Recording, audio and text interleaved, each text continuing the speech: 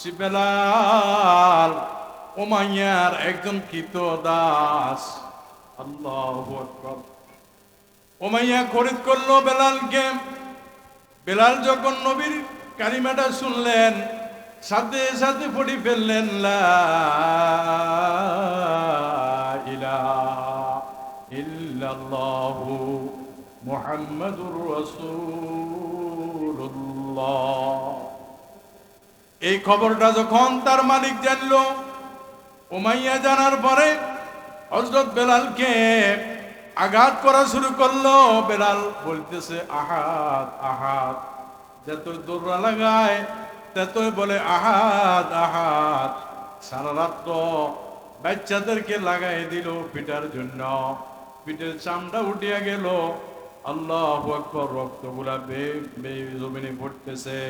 সকালবেলা উত্তপ্ত বালুর মধ্যে শোয়াইয়া বুকের মধ্যে পাথর চাপা দিয়া বেলালকে বলতেছে, বেলাল তুমি বলো আল্লাহ ব্যতীত আল্লাহ নাই। বলেন নাউজুবিল্লাহ। 360টি মূর্তির নাম বলো, দেবদেবীর নাম বলো, 360টি মূর্তির পূজা করো। হযরত বেলাল বলতেছে, না না, আমি আহাদ শব্দটা জবান থেকে ছাড়তে পারি না। বলেন সুবহানাল্লাহ। एक एक इश्क़ ने मुझको जगाया, एक एक इश्क़ ने मुझको जगाया, जगाया सू मुसीबत में पहुँचाया। তাসফিয়া টিভি, সত্য প্রকাশে আপোষহীন।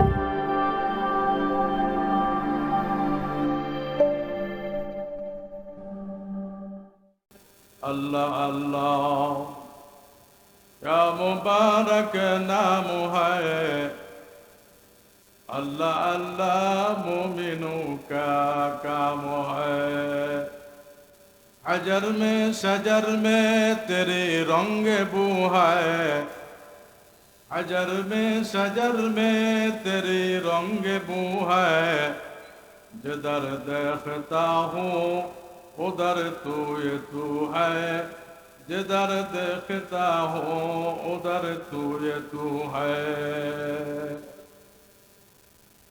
আল্লাহ জাল্লে জালালুহু তিনি নিজে কোরআনে কারীমের মধ্যে বলতেছেন, ওয়ামা খালাকতুল জিন্না ওয়াল ইনসা ইল্লা লিয়াবুদুন। দুনিয়ার মধ্যে আল্লাহ তাআলা জিন জাতি আর মানব জাতিকে সৃষ্টি করলেন একমাত্র শুধুমাত্র কেবলমাত্র মাওলা পাকের ইবাদতের জন্য। বলেন সুবহানাল্লাহ। এই ইবাদত বন্দেগী যারা করবে তাদের নাম হবে মুমিন, তারা হবে ঈমানদার, তারা হবে পরহেজগার, তারা হবে মুত্তাকি, তারা হবে আল্লাহওয়ালা, তারা হবে আশিকে মাওলা। বলেন সুবহানাল্লাহ।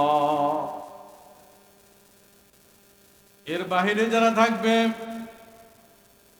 তারা হবে শয়তানের বন্ধু, আল্লাহর দুশমন, কোরআনের দুশমন, হাদিসের দুশমন, নবীদের দুশমন। তাদের জন্য ওয়া মাওয়াহুম জাহান্নাম, তাদের ঠিকানা হলো জাহান্নাম। বলেন নাউজুবিল্লাহ। দুনিয়ার মুসলমান ইমানদার, আল্লাহ তাআলা যদি চাইতেন আমাকে গর্তের পিপিলিকাও বানাতে পারতেন। কথা ঠিক কিনা? সমুদ্রের মাছ বানাইতে পারতেন, আকাশে উড়ন্ত পাখি গুলা বানাইতে পারতেন, বনের হিংস্র জানোয়ার, গাছপালা, মাটি, আগুন, পানি বানাইতে পারতেন। মাওলা পাক দয়া করে মায়া করি আমাকে আপনাকে আশরাফুল মাখলুকাত বানাইলেন। বলেন সুবহানাল্লাহ। শুধু আশরাফুল মাখলুকাত বানাইয়া কেন তো করেন নাই, এমন নবীর উম্মত বানাইলেন যে নবীর উম্মত হওয়ার জন্য যুগে যুগে নবীরা পর্যন্ত আল্লাহর আদালতে দরখাস্ত করেছেন। আল্লাহ এই জমানার নবী না বানাইয়া আখিরি নবীর উম্মত যদি বানাইতেন আমাদের জন্য কতই না ভালো হইতো, বলেন সুবহানাল্লাহ। দুনিয়ার মুসলমান ইমানদার, আমাদের দাম কত বেশি, আমাদের মান কত বেশি, আমাদের ইজ্জত কত বেশি, আমাদের কদর কত বেশি। আল্লাহ তাআলা বলেন উসজুদু লি আদম ফাসাজাদু ইল্লা ইবলিসা আবা ওয়াস্তাকবারা ওয়া কানা মিনাল কাফিরিন।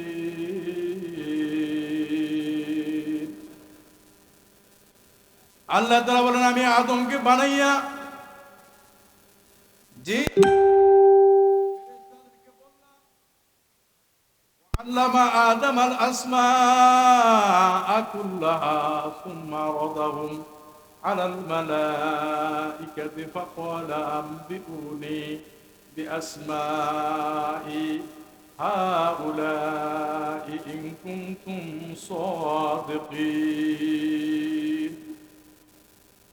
আল্লাহ জাল্লা জালালুহু আমার আপনার পিতা আদম আলাইহিস সালামকে বানাইয়া ফেরেশতা এবং জিনদের সামনে আল্লাহ তাআলা পৃথিবীর যত কিছু নাম আছে সমস্ত নাম সমস্ত জিনিস আল্লাহ তাআলা হযরত আদম আলাইহিস সালামকে শিক্ষা দিলেন, বলেন সুবহানাল্লাহ।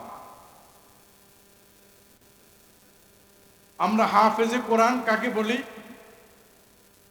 যেই ছেলে অথবা মেয়ে 30 পারা কোরআন মুখস্থ করে তাকে তো হাফেজ বলি, কথা ঠিক না? আল্লাহ তাআলা আদম আলাইহিস সালামকে এমন ভাবে সবার সামনে শিক্ষা দিলেন, হুবহু যেভাবে আল্লাহ তাআলা বললেন ওইভাবেই আদম আলাইহিস সালাম ফেরেশতাদেরকে জিজ্ঞাসা করলেন। তারাও আল্লাহ যেভাবে বললেন ওইভাবে বলতে পারে না। ইবলিসকে বললেন, ইবলিসও পারে না। আদম আলাইহিস সালামকে বললেন, আদম আলাইহিস সালাম দুনিয়ার সব কিছুর নাম একের পর এক বাই রূপে যখন বলে দিলেন, আল্লাহ তাআলা আদমের উপরে খুশি হইয়া ফেরেশতাদেরকে জিনদেরকে বললেন উসজুদু লি আদামা উসজুদু লি আদামা, তোমরা কি করো? আদমকে সিজদা করো, বলেন সুবহানাল্লাহ। সিজদার কত দাম! রাসূল আরবি সাল্লাল্লাহু আলাইহি ওয়াসাল্লাম বলেন সিজদাতুন ওয়াহিদাতুন খায়রুম মিনাদ দুনিয়া ওয়া মা ফিহা। দুনিয়ার মুসলমান ইমানদার এক একটা সিজদা আল্লাহর কাছে আসমান এবং জমিনের চেয়েও বেশি দামি, বলেন সুবহানাল্লাহ। এই সিজদা দামি হওয়ার কারণে আল্লাহ তাআলা প্রত্যেকটা রাকাতের মধ্যে 2টা করে সিজদা ফরজ করে দিয়েছেন, বলেন সুবহানাল্লাহ। এক রাকাত নামাজে 2টি সিজদা ফরজ, 2 রাকাত নামাজের মধ্যে 4টি সিজদা করা ফরজ। একটা সিজদা যদি না করা হয় তার নামাজ পরিপূর্ণ বাতিল হয়ে যাবে, নামাজ নষ্ট হয়ে যাবে। সিজদাটা ওইখান থেকে এসেছে। সমস্ত ফেরেশতারা আদম আলাইহিস সালামকে সিজদা করলেন, আল্লাহু আকবার। ইবলিস কিন্তু ইল্লা ইবলিসা, ইবলিস সিজদা করে নাই। দুনিয়ার মুসলমান ইমানদার এখন যারা নামাজের মধ্যে সিজদা করে না, অর্থাৎ যারা নামাজ পড়ে না, তারা হলো ইবলিসের দোস্ত, বলেন নাউজুবিল্লাহ। নামাজের মধ্যে সিজদা আছে নাকি নাই? এখন যারা নামাজ পড়ে না তারা যেহেতু সিজদা করতে পারে না, আল্লাহ ওই লোকগুলা হলো ইবলিসের সঙ্গী। ইবলিস হলো তাদের বন্ধু। কিয়ামতের মাঠে ইবলিস জাহান্নামে যাবে। দুনিয়ার মধ্যে যারা ইবলিসের অনুসারী তারাও জাহান্নামে যাবে, বলেন নাউজুবিল্লাহ। তো নামাজের মধ্যে সিজদা, আর এই সিজদাটা আসছে কোথা থেকে? সর্বপ্রথম আদম আলাইহিস সালামকে সিজদা করলেন কারা? ফেরেশতারা। এজন্য সিজদা করলেন। আল্লাহ তাআলা জানাই দিলেন জিন জাতি এবং ফেরেশতাদেরকে জানাই দিলেন, ও দুনিয়ার জিন জাতিরা, ফেরেশতারা, জমিনের ফেরেশতা, আসমানের ফেরেশতা, আরশে মহল্লার ফেরেশতা, তোমরা জেনে রাখো আমি আল্লাহ তাআলা আদমের দাম অনেক বাড়াই দিয়েছি। বলেন সুবহানাল্লাহ। দুনিয়ার মুসলমান, সে আদম সন্তান হলাম আমরা, যার কারণে আল্লাহ তাআলার কাছে আমাদের দাম অনেক বেশি। বলেন সুবহানাল্লাহ। আল্লাহর ওলিরা নামাজ পড়ে, আর নামাজের পরে গভীর রজনীতে আল্লাহর কাছে দোয়া করে, আল্লাহ আল্লাহ ক্যা মুবারক নাম হ্যায়। এই জিকির করে আর দোয়া করে, আল্লাহ তোমার নামটা যে কত বড় মধুর, তোমার নামটার মধ্যে কত বড় শান্তি, তোমার নাম যে জপবে সে আল্লাহর বন্ধু হয়ে যাবে। বলেন সুবহানাল্লাহ। গভীর রজনীতে উঠে আল্লাহর নাম ধরে ডাকে। আল্লাহ তাআলা বলে, ফেরেশতারা তোমরা কি করতেছ? আমার বান্দা কি বলে? বলে তোমার বান্দা আল্লাহ আল্লাহ নাম জিকির করতে আছে। বলেন সুবহানাল্লাহ। আলা বিযিকরিল্লাহি তাতমাইন্নুল কুলুব। দুনিয়ার মুসলমান ইমানদার, তুমি যখন জিকির বেশি বেশি করে করবা, তোমার অন্তর ইতমিনান হয়ে যাবে, অন্তরের মধ্যে কোনো পেরেশানি থাকবে না, তোমার শরীরের মধ্যে কোনো আল্লাহ তাআলা গুনার চিহ্নও রাখবে না। বলেন সুবহানাল্লাহ। তোমার নাম মুমিনের খাতার মধ্যে উঠাই দিবে, তোমার নাম আল্লাহ ওয়ালার খাতার মধ্যে উঠাই দিবে, তোমার নাম ইমানদারের খাতার মধ্যে উঠাই দিবে, তোমার নামটা জান্নাতের খাতার মধ্যে উঠাই দিবে। বলেন সুবহানাল্লাহ। দুনিয়ার মুসলমান, নামাজ পড়া, আল্লাহকে সিজদা করা, এটা এত সহজ না, এটা বহুত বড় কঠিন একটা জিনিস। আল্লাহ যাকে চায় তার সিজদা আল্লাহর কুদরতে পায়ে দিতে পারে। যে নামাজ পড়ে না, নিশ্চয় বুঝতে হবে ওই লোকটাকে আল্লাহ তাআলা ভালোবাসে না। বলেন নাউজুবিল্লাহ। এজন্য ভাই, আমাদেরকে আল্লাহ তাআলা বনি আদম বানাইলেন। আমাদের দাম, আমাদের মান, আমাদের ইজ্জত আর কদর আল্লাহর কাছে জিন এবং ফেরেশতাদের চেয়েও আমরা দামি একটা মাখলুক আল্লাহ তাআলা আমাকে বানাইছে। বলেন সুবহানাল্লাহ। কেন আমরা দামি হইলাম? আল্লাহ তাআলা আমাদের মাঝে বিশ্ব নবী মুহাম্মদ রাসূলুল্লাহ সাল্লাল্লাহু আলাইহি ওয়াসাল্লামকে পাঠাইলেন। তিনিও মানব, তিনি একজন মানুষ। ওয়া মা আরসালনাকা ইল্লা রাহমাতাল লিল আলামিন। আল্লাহ তাআলা বলেন, নবী গো, আমি আপনাকে দুনিয়াতে পাঠাইলাম রহমত স্বরূপ করে। বলেন সুবহানাল্লাহ। আবু জেহেল নবীকে বারবার দেখেছে, ঈমান গ্রহণ করা তার পক্ষে সম্ভব হয় না। কথা ঠিক কিনা? হাবশী বেলাল উমাইয়ার একজন কৃতদাস। আল্লাহু আকবার। উমাইয়া খরিদ করলো বেলালকে। বেলাল যখন নবীর কালিমাটা শুনলেন, সাথে সাথে পড়ে ফেললেন লা ইলাহা ইল্লাল্লাহু মুহাম্মাদুর রাসূলুল্লাহ। এই খবরটা যখন তার মালিক জানলো, উমাইয়া জানার পরে হযরত বেলালকে আঘাত করা শুরু করলো। বেলাল বলতেছে আহাদ আহাদ, যতই দৌড়া লাগায় ততই বলে আহাদ আহাদ। সারা রাত বাচ্চাদেরকে লাগাই দিল পিটার জন্য, পিঠের চামড়া উঠিয়া গেল। আল্লাহু আকবার। রক্তগুলা জমিনে পড়তেছে। সকালবেলা উত্তপ্ত বালুর মধ্যে শোয়াইয়া বুকের মধ্যে পাথর চাপা দিয়া বেলালকে বলতেছে, বেলাল তুমি বলো আল্লাহ ব্যতীত আল্লাহ নাই। বলেন নাউজুবিল্লাহ। 360টি মূর্তির নাম বলো, দেবদেবীর নাম বলো, 360টি মূর্তির পূজা করো। হযরত বেলাল বলতেছে, না না, আমি আহাদ শব্দটা জবান থেকে ছাড়তে পারি না। বলেন সুবহানাল্লাহ। एक एक इसके ने मुझको जगाया, एक एक इसके ने मुझको जगाया, जगाया सू मुसीबत में पहुंचाया। যখন আল্লাহর ইশক বান্দার দিলের মধ্যে ঢুকিয়া যায়, আরামের ঘুম বান্দার জন্য আরাম হয়ে যায়। দুনিয়ার খানা ভালো লাগে না, দুনিয়ার কর্ম ভালো লাগে না, জিকির করতে মজা লাগে, মসজিদে ঢুকে বসে দেখতে ভালো লাগে, কোরআন তেলাওয়াত করতে ভালো লাগে, আলেম ওলামার দরবারে যেতে ভালো লাগে, মাহফিলে যেতে ভালো লাগে, কোরআন সুন্নাহর কথাগুলো শুনতে ভালো লাগে। কারণ তার অন্তরের মধ্যে মাওলার প্রেমের ইশকের আগুন জ্বলা শুরু হয়ে গেল। বলেন সুবহানাল্লাহ।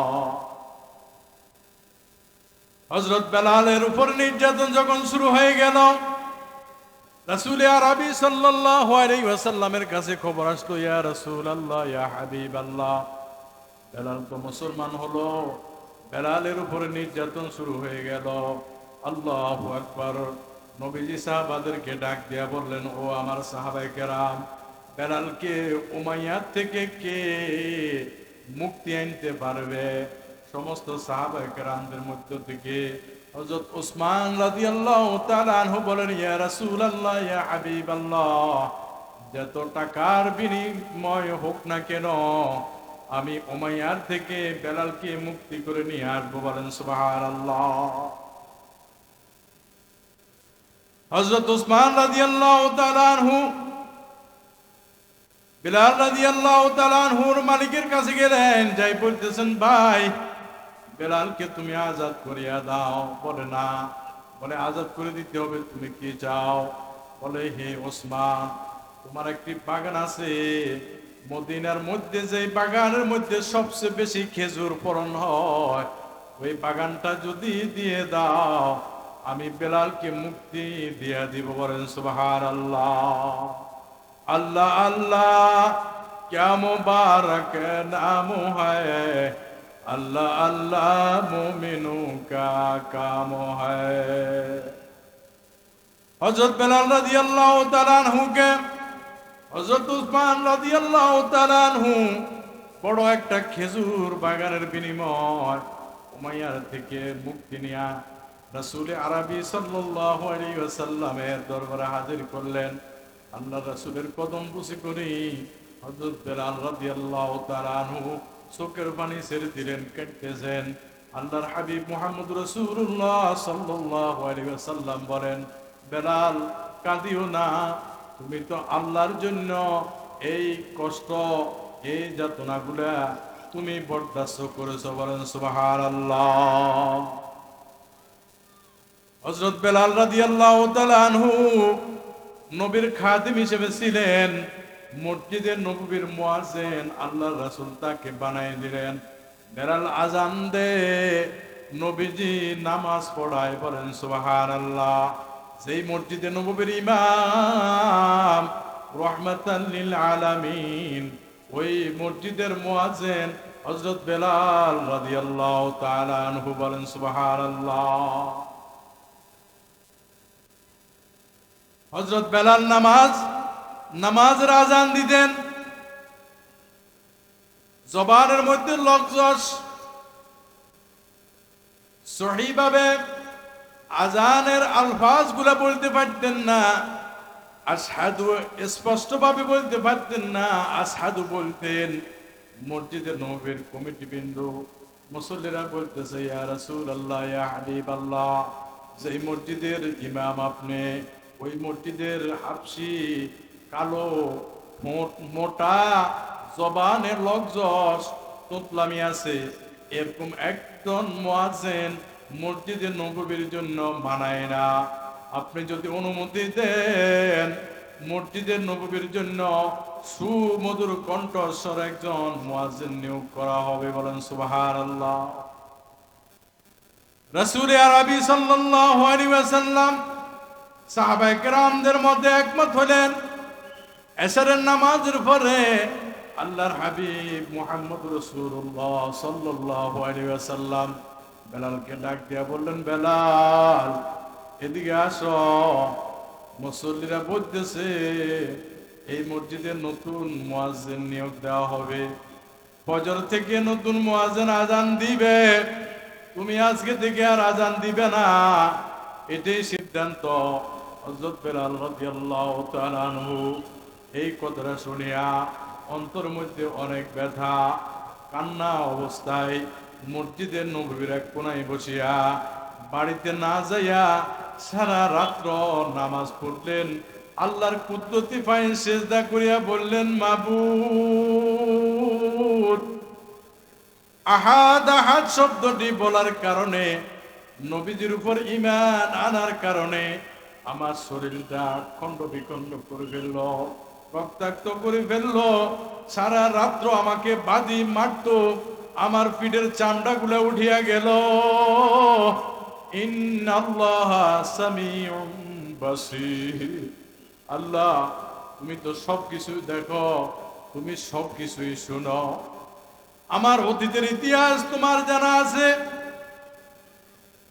দ্বীপর বেলা যখন বালু উত্তপ্ত গরম হয়ে যাইত, আমাকে বালুর উপরে শোয়াইয়া বুকের উপরে পাথর চাপা দিয়া আমাকে বলতো, মুহাম্মাদের ধর্ম ত্যাগ করো, কালিমা ছেড়ে দাও। আমি ওমাইকে বললাম, মৃত্যু হয়ে যাবে, আফসোস নাই, আহাদ শব্দ জবান থেকে ছাড়বো না। বলেন সুবহানাল্লাহ। একে একে ইশকে নে মুঝকো জাগায়া, একে একে ইশকে নে মুঝকো জাগায়া, জাগায়া আসু মুসিবত মে পৌঁছায়া।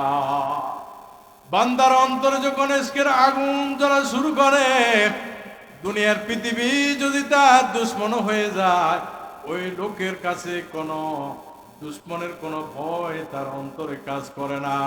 সে চিন্তা করে, আমার মৃত্যু যদি হয়ে যায়, উদখুলু জান্নাতা খালিদিনা ফিহা আবাদা।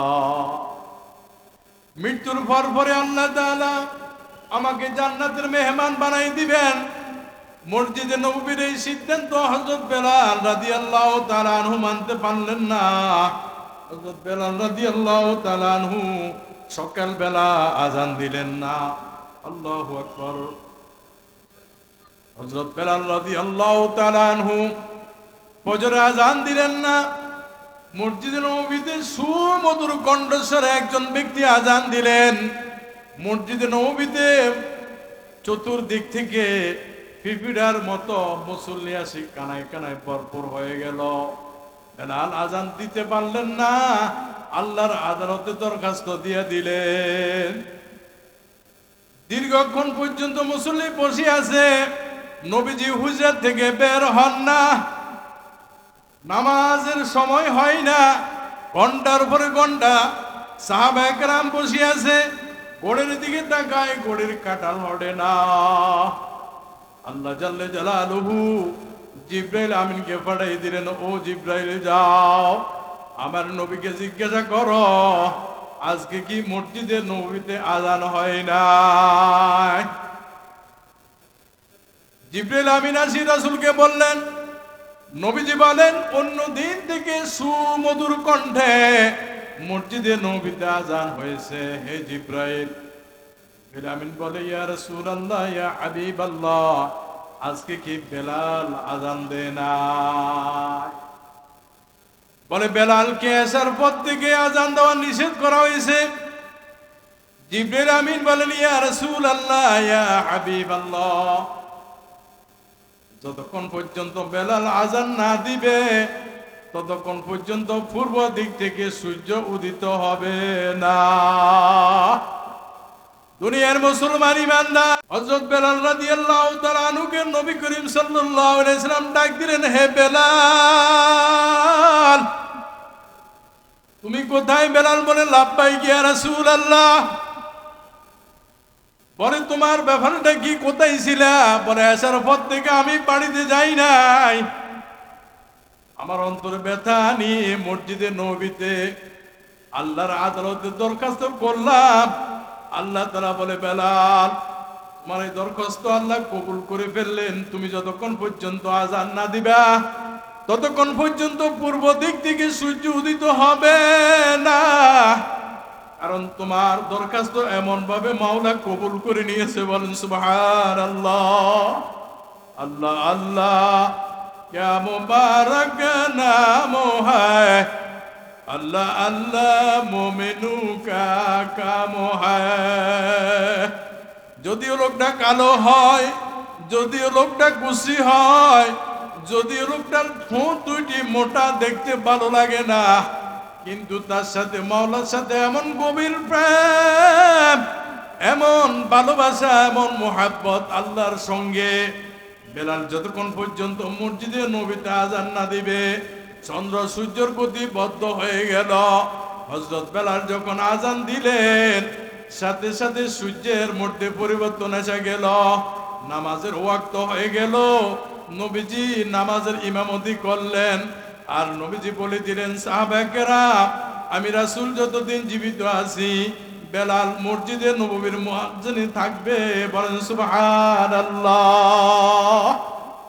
দুনিয়ার মুসলমান ইমানদার, আমরা তো মানুষ, হযরত বেলাল তো মানুষ। আমাদের অর্থের অভাব নাই, আমাদের শিক্ষার অভাব নাই, আমাদের চেহারার সৌন্দর্যের অভাব নাই, আমাদের অহংকারের অভাব নাই। আমরা এমপি, মন্ত্রী, প্রেসিডেন্ট, চেয়ারম্যান, মেম্বার, আলেম, ওলামা, পীর, মাশায়েখ, কিন্তু দুনিয়ার মুসলমান ইমানদার আল্লাহ তাআলা এগুলা চায় না। আল্লাহ তাআলা বলেন, ওয়াফি আনফুসিকুম আফালা তুবসিরুন। ও বান্দা, আমি তোমার সাথেই আছি, তবে তুমি আমাকে দেখো না, কারণ আমাকে দেখার মতো এই চক্ষু আমি তোমাকে দিই নাই। সমস্ত মানুষের সাথে আল্লাহ অবশ্যই আছে। যারা আল্লাহকে ডাকে, আল্লাহ তাআলাকে একবারই ডাকে আল্লাহ বলি। আল্লাহ বান্দার একবারই ডাকে, সাথে 70 বারই জবাব দিয়ে দেয়। বলেন সুবহানাল্লাহ। কি বুঝলাম ভাই? আল্লাহ তো আছেই, কথা ঠিক না ঠিক? ইন্নাল্লাহ আলা কুল্লি শাইইন কাদির। যে আয়াত এবং যে হাদিস নিলাম, সময় সংক্ষিপ্ত, ওইদিকে যেতে পারতেছি না। আমার পরে বক্তা এসে উপস্থিত হয়ে গেল। অন্য কোথায় যদি সুযোগ পাই কথাগুলা বলবো, তবে হাতে ধরি, পায়ে ধরি, পর্দা নিশি মা বোনদেরকে বলি, যুবক যুবতী ভাই বোনদেরকে বলি, বৃদ্ধ বাবাদেরকে বলি, এখনো সময় আছে।